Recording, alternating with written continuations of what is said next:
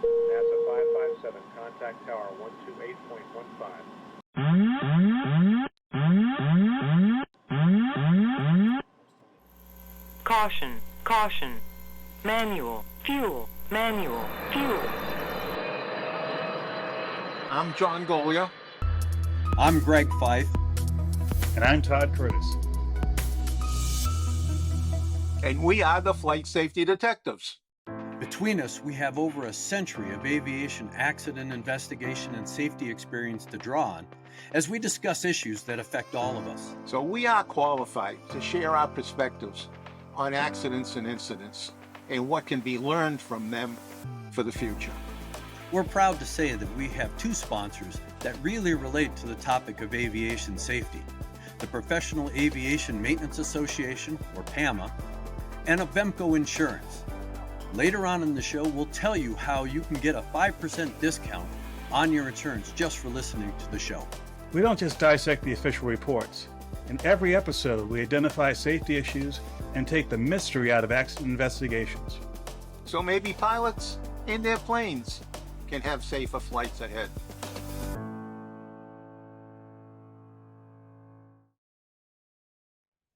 Well, hello, Todd. Hi, hello again. And how are you today? Well, given the events since our last show, I'm feeling particularly good because I believe you threw down the gauntlet last time to the audience at large. What was that gauntlet?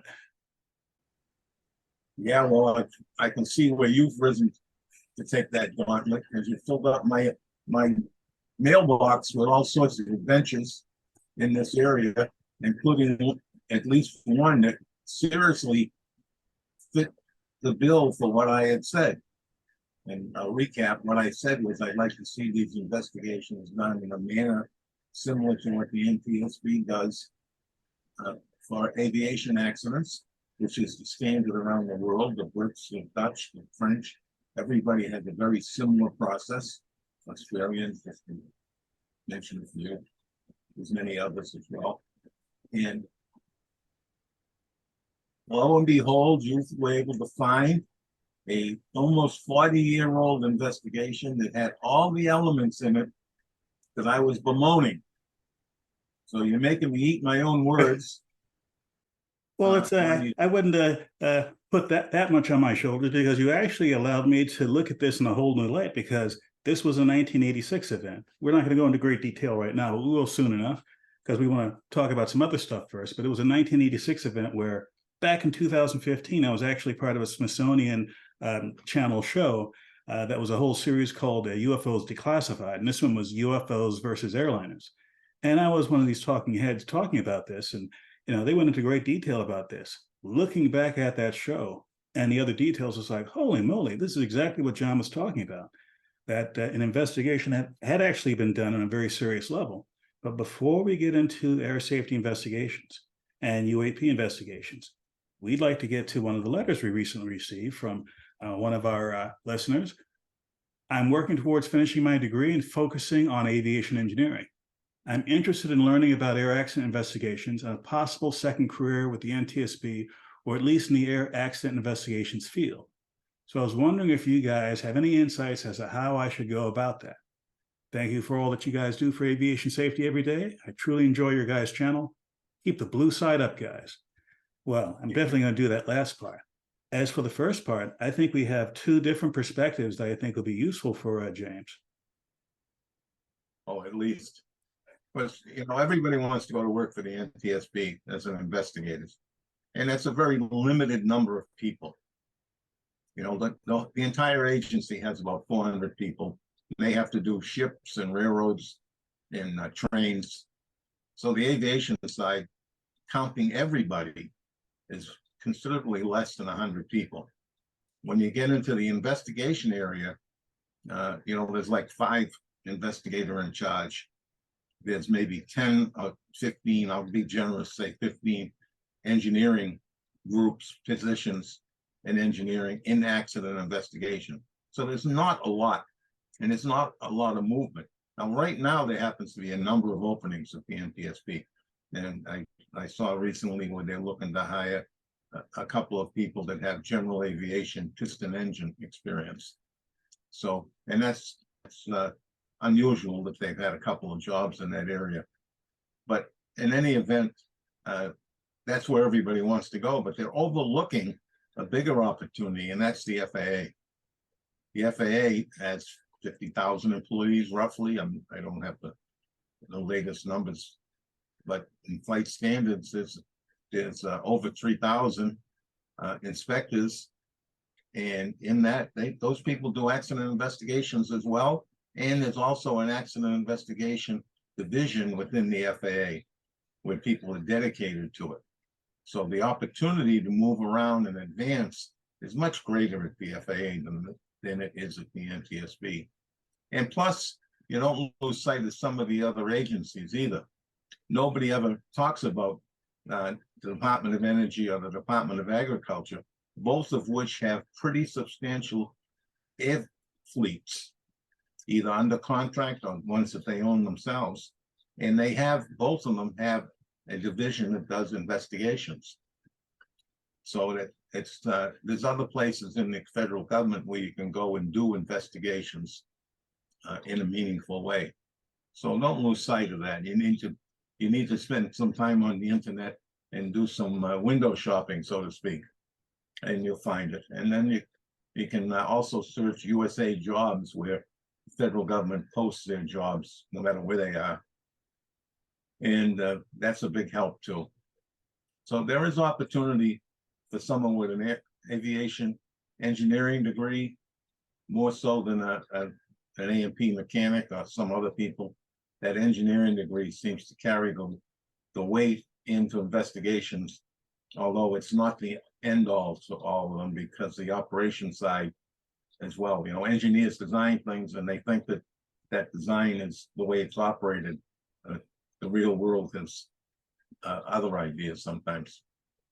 So yes, I wish I was just coming out for an engineering degree right now myself, because the opportunities that are out there are just tremendous today.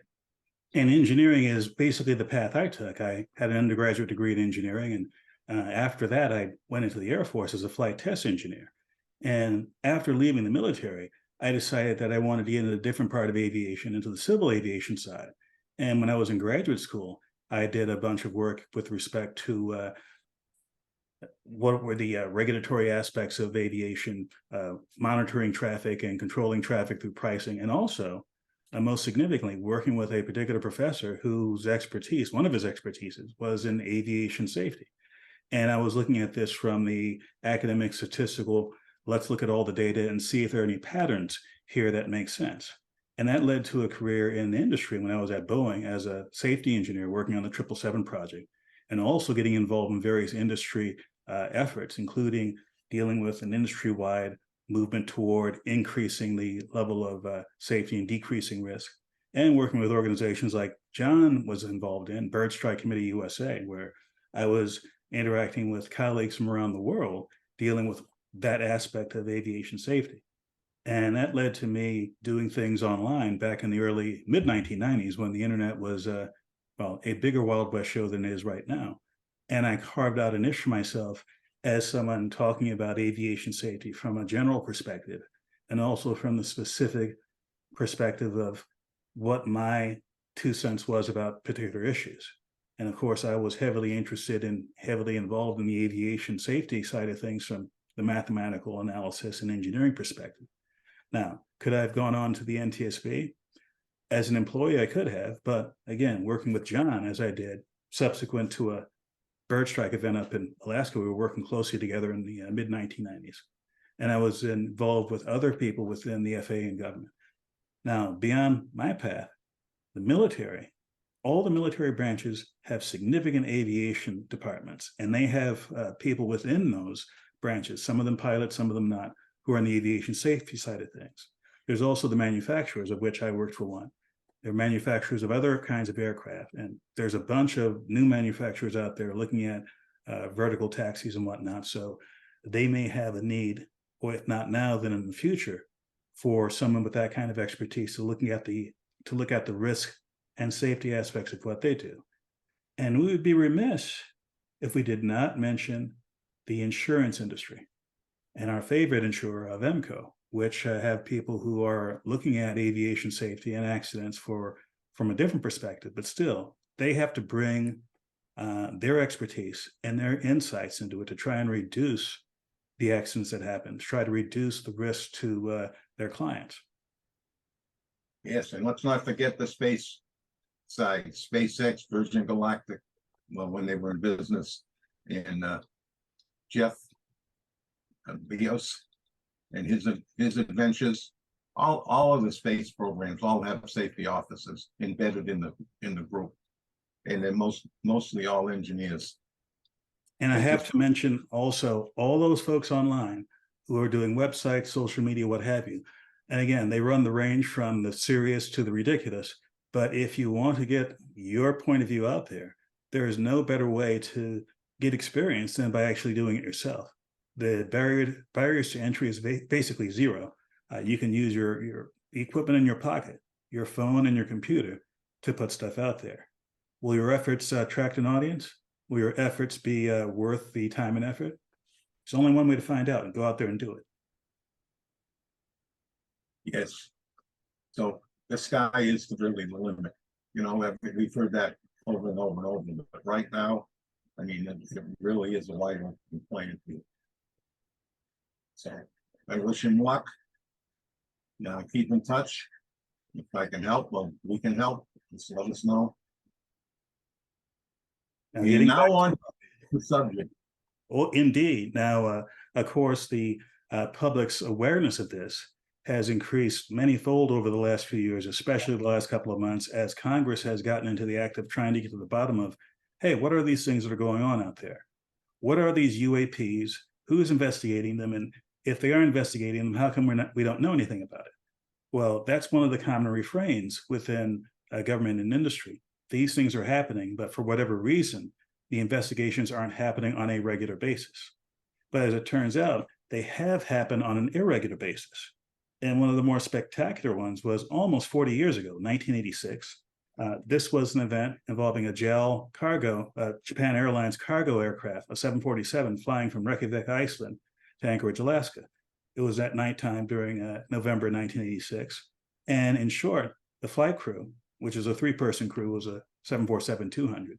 They all witnessed not one, not two, but 3 UAPs over about a 30-minute span, where they first saw 2 anomalous lights out in front of their aircraft, and they thought this was a traditional aircraft, but it was behaving in ways that were completely unlike a normal aircraft. And later on in this encounter, they saw a third something, which the captain describes as something twice the size of a 747. Now, for those of you who are not familiar with aviation, there is nothing twice the size of a 747 that flies at 35,000 feet. Yes, there have been dirigibles and airships that have been about that size, but none of them ever got that high. And this was also flying a lot faster than any traditional aerospace vehicle they were aware of. Not only did they witness it, they had FAA controllers communicating with them in real time on it. They had multiple FAA radars keying in on this. They even brought in military assets to try and figure out what was going on, and tried to get other aircraft in the sky to figure out what was going on. In the end, the basic data that they had were the eyewitness reports from the flight crew, radar from the weatherway radar of the aircraft, and ground radar from the FAA.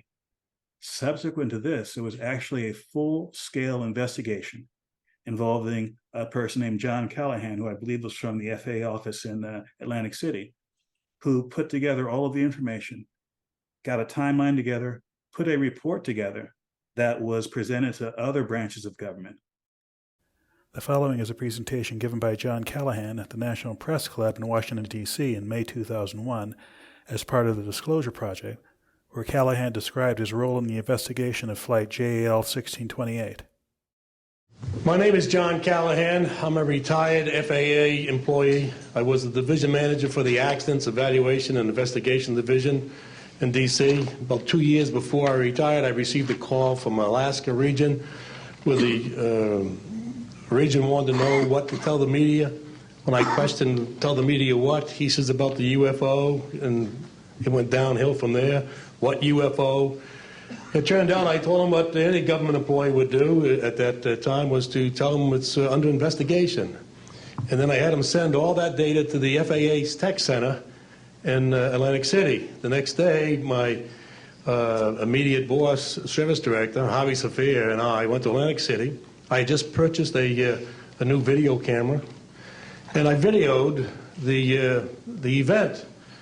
And in Atlantic City, we had them play back on a scope, you would call it a scope, a plan view display, PVD, exactly what the pilot seen or what the controller seen, and we tied that in with the voice tape so we could hear exactly what the controller said and what he heard, and we taped it. We came back the next day, briefed the administrator, Admiral Ingen, on what happened. He wanted a 5-minute briefing.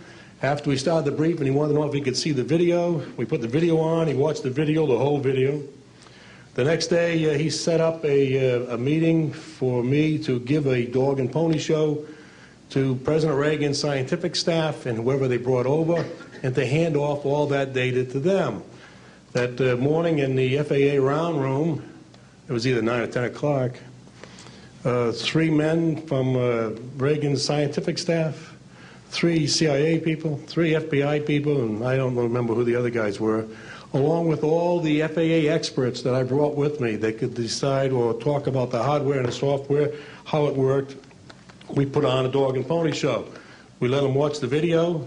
We had all the data there. We had all the printouts that the computer put out. They got all excited over it. When it was all done, the CIA, one of the CIA men told the people they were now sworn to secrecy, that this meeting never happened and this event never happened. When I asked him why, I thought it was probably just a stealth bomber at the time, he says, well, this is the first time that we have recorded radar data on a UFO, and these guys are going to get all excited, drooling over all this data. I said, well, you're going to tell the public about it? And he says, no, we don't tell the public about this. It would panic the public. He says, we're going to go back and study this. I said, okay. It was what he was going to do. Now, I've told this story many times, and I get sometimes funny looks from people. I have with me the voice tapes of the controllers that were involved, the FAA original tapes. See, after we handed this stuff off to the president's staff, the FAA didn't know what to do with it. We don't separate UFOs from real traffic, so it's not our problem. Okay? I have a copy of the original of the video that we took, which is rather interesting. And once the thing was all over, the reports started coming into my office, but because it wasn't an FAA air traffic problem, the FAA's report ended up on a table in my office. And it stayed there until I retired, when one of the staffers packed up all my gear and helped it move to my house. Also, in a box I found just a few days ago, in my 1992 tax return, I have the target printouts from the computer data, which, so if you wanted to return or look at every target that was up there at the time, you can now reproduce this from this piece of paper here. And it's called the UFO incident, Japan 1648, I believe the number was, that happened on November the 18th, 1986. There was another gentleman, John Greenwald, who runs a site called the Black Vault, where for years he has done very deep dives into the Freedom of Information Act to try and find information on a variety of subjects, some of them dealing with UAPs.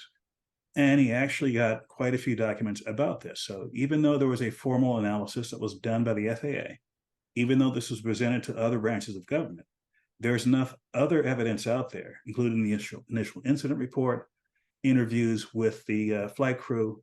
This is all government documents. This isn't, third hand or anything. That's out there. So this event definitely happened. To this day, either the FAA or anyone else has definitively said what it was these folks saw out there. And again, there were 3 different UAPs, all of them maneuvering around the aircraft. And the 747 itself, at one point, the air traffic controllers even told them, hey, let's do a 360 and see if this thing is still following you. And again, it was doing things which didn't make a whole lot of sense from a regular aircraft perspective. For example, you're doing a turn, let's say to the right, and whatever it was off to your left. and kept the same orientation as one does a 360. If you're doing a 360-degree turn in a 747 at 35,000 feet or so, or roughly 35,000 feet, that's a pretty wide circle. It would have to be a much wider circle for something to be several miles outboard of you, and at a much higher speed in order to keep pace relative to the aircraft as one goes around the circle. So again, I have no idea what this was. I'm not even going to speculate what it was. But given that there was radar returns off of this was a phenomenon, which was not only visual, but reflected radar energy. Does it mean it was a physical object? I don't know. Does it mean it was a weather phenomenon? I don't know. Is it something else? Yes. You know what? As I read through what you sent, I was very disappointed to see that Japan Airlines grounded the captain for a year. And it wasn't clear to me if it was the whole crew that was grounded or just the captain. But boy, that's a sorry state of affairs when you do something like that. That means everybody else that sees something is not going to say it. And, you know, it puts a lid on it. And that's not going to get anything resolved. I mean, if we're going to do investigation, we have to do them openly and honestly and encourage people to come forward, not punish anybody who comes forward. Especially in hindsight, when you look at what was uncovered in this event, that captain and that crew was entirely correct. Something was going on, and they couldn't answer to something, and nobody up to this point in time is able to answer what was going on. Fortunately, they didn't panic. Fortunately, they kept a steady hand on the airplane. But that's not to say that somebody else in the similar circumstances might do something evasive action that could get them in trouble. And it wasn't just the flight crew that, in my opinion, did the right thing. The air traffic controllers, who were keeping an ongoing conversation and giving order, commands and suggestions and whatnot, in my opinion, from my inexpert outsider opinion, there was nothing about the interaction that was dangerous in any way, nothing about the interaction that would have made the situation worse. They were trying to bring other assets into the picture to try and understand, to get a broader picture of what's going on, including other aircraft, other civilian aircraft, and military assets. So as a case study of what to do in a UAP situation, this is a fantastic case study. And I don't know why allegedly the CIA took away the analysis, but if they did do analysis further beyond this, if they had other intelligence assets to bring to bear on this, to shed more light on this, by all means, share that with the civilian aviation community. You don't have to reveal the sources and methods. In my experience in the intelligence community, that's one of the key things. Sources and methods, you never reveal. The analysis, hey, that's something altogether different. You know, it's kind of scary that our own government would deny access to something as out in the open as this was. You know, and there's so many other things that they sort of try to sweep under the rugs, sometimes successfully, sometimes not so successfully. But I mean, what's wrong with keeping the citizens of this country informed? This is not necessarily national security. It's an event that's out there. Far too many people know about it when it happened, but yet they still try to bury it and keep it out of the light of the day, when it really should be out in the open. Because maybe they'll find out that there's more of this going on, and because of the punishment or other reasons, a number of people that may have information are not willing to come forward. You know, I don't know that I'd be willing to come forward under the circumstances like this. So it's sort of discouraging that our government does that. But maybe now that Congress has gotten involved, I'm sure Congress was involved before, but now that it's out in the open with Congress, maybe now things are going to change. It's been nearly 37 years since this happened. And yes, there's a whole lot of movement toward making something happen with putting together a formal organization or several formal organizations to gather this data, look at this data, and to share this data. But for now, we have to go with what we have. So I thought to myself, what is the current guidance given to pilots and others in the aviation community with reporting these events? Now I'm going to go to the Airman's Information manual, which is a standard document that anyone who flies in the United States, they'll have some familiarity with it. And I'm going to go to section 7.7, unidentified flying object, UFO reports. Again, the AIM has not been updated to the term of art used today, UAP, for unidentified anomalous phenomena. But the same, you would apply the same rationale here. Here's what they say. 2 parts. Part A, persons wanting to report UFO/unexplained phenomena activity should contact a UFO/unexplained phenomena reporting data collection center, such as the National UFO Reporting Center, etc. B, if concern is expressed that life or property might be endangered, report the activity to the local law enforcement department. So let me take this apart piece by piece. Hold your horses. I know, and no cursing. This is a family show. Let's go with part A. That's the least controversial. I've actually, over the years, have been in contact with the person who runs the National UFO Reporting Center. This is a gentleman who has been extremely dedicated to collecting UFO reports for years. And again, he is one person. He does a great job, has a fantastic website, and I'll flash on the screen for those watching the video, the URL of this site. But he's only one person, and he's done a fantastic job compiling this. And I'm sure that one could take this and analyze it, these written reports, and get a picture of some kinds of phenomena. But he's only one person. He's not an organization. And when he stops doing this, what do you do then? They don't even give you any other places to go to.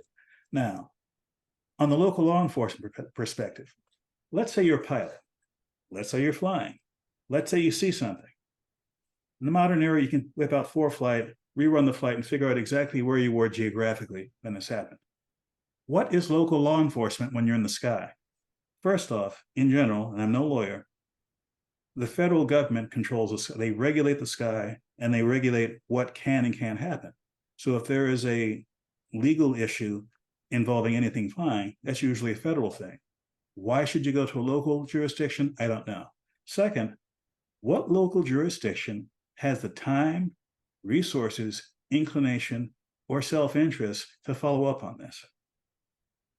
And the first question is, where did it happen? 20 miles from the airport. Well, that's out of my jurisdiction. So that's really, that is just crazy that they make that statement in there. Absolutely crazy. And this is a statement that's been there in one form or another for years, and there has been no movement there. Now, obviously, the AIM is not the first and last word in what to do in a situation like this. Clearly, if there was something that was a safety flight issue, there are other things that would probably kick in immediately. For example, if you have what you think is a near midair with another aircraft or with some unknown phenomena, there's a near midair collision system database that you can apply to. If you think you have a drone of some kind at altitude that's about to hit you, there's a drone reporting database you can go to. Someone fires a laser at you, there's a database for that as well. There is no equivalent database that the US government has for this sort of situation, except, in my opinion, the Aviation Safety Reporting System run by NASA on behalf of the FAA. That's something where for years they have collected reports. They don't care what locality it was, so long as it was in US jurisdiction, and they de-identify the information. It will be publicly available, but no one will know who you were, what your registration number was on the aircraft, who you worked for, etc. They do a very good job of de-identifying it so that the core information that will enhance aviation safety is there for everyone to see. Yeah, it's probably the only place that will collect it today. That needs to change. I just read within the last 24 hours, maybe less, earlier today, of a report someplace. I didn't finish it because I didn't realize we were going to do the show tonight, so I didn't pull it down. I will go back, but there was a report about a UFO somewhere within the last 20 hours. Interesting. Man, I'm not going to repeat the government party line, but this is a realistic party line. Most of these reports if they're investigated, will probably not be something that outrageous. And I've said this before on another show. There have been times when I would walk out the door, and if I didn't know it was a space station flying over, I would have thought it was an airliner, because a space station is at an altitude and an orbital speed such that if you look up at it at the right time of the evening, when the sun's hitting it and it's dark where you are, it looks like a airliner flying over with a single white light on it. And as it goes into shadow, it turns from white to red and disappears. Now, if you were to look at that, you say to yourself, oh my God, an airliner just caught fire and disappeared because it was like a white light. Then it started to turn reddish orange, then it winked out. Let me call somebody. That was a space station. Another time, I go out my front door to pick up the mail just after sunset, and I see a string of white lights coming directly at me over the horizon. And I'd known that this was a sort of look and feel of a launch of the Starlink satellites. So I whipped out my camera, and later on, I went to another resource that had exactly the time that it would have flown over my position. So this was an unusual string of lights, unlike any string of airplanes I've ever seen fly. But I kind of knew at the time it was a satellite. Later on, I had information to confirm it was a satellite. But I can easily see where someone who doesn't know about Starlink would look at that and think, my God, why are these airplanes flying in a line right over my house? Let me call somebody. Yeah, I'm sure there's a lot of that in some of those UFO reports. But I'm also not naive enough to think that there aren't some that are legit. This one in Alaska was definitely legit, definitely unknown, and I am not even going to speculate as to what it is. I agree with you, Todd, after reading all the stuff that you sent me. I'd like to take a moment to tell you about a fun new podcast called So There I Was. If you're a fan of aviation or simply enjoy hearing captivating stories, then this is the podcast for you. Hosted by former Marine pilots Fig and Repeat, this podcast shares first-hand accounts of flying experiences that will have you on the edge of your seat. Whether you're in the mood for something funny, scary, poignant, or tragic, this podcast has it all. With a relaxed and conversational tone, the pilots share their stories like you're sitting right there with them at the bar after a flight. Hear from fighter pilots, astronauts, Blue Angels, aircraft carrier captains, Navy and Coast Guard rescue pilots, and many more. Most have survived near-death experiences. Others have overcome incredible disabilities to continue to fly airplanes. You'll hear about heart-pumping moments in the cockpit, hilarious screw-ups during flights, insane hijinks off-duty, and the challenges pilots routinely face. Hear what it feels like to be shot off the bow of a carrier or into space. Experience the terror of landing on a pitching deck on a night so black that the pilot can barely taxi afterwards because his legs are shaking so badly. Hear firsthand how lonely it is to be in the middle of the ocean in a life raft on a dark night in 8-foot seas. Each story is unique and told with a level of detail that will make you feel like you were there. You'll laugh, you'll cry, you'll laugh until you cry, but one thing is certain, you won't be bored. So there I was. It's how all great aviation tales begin.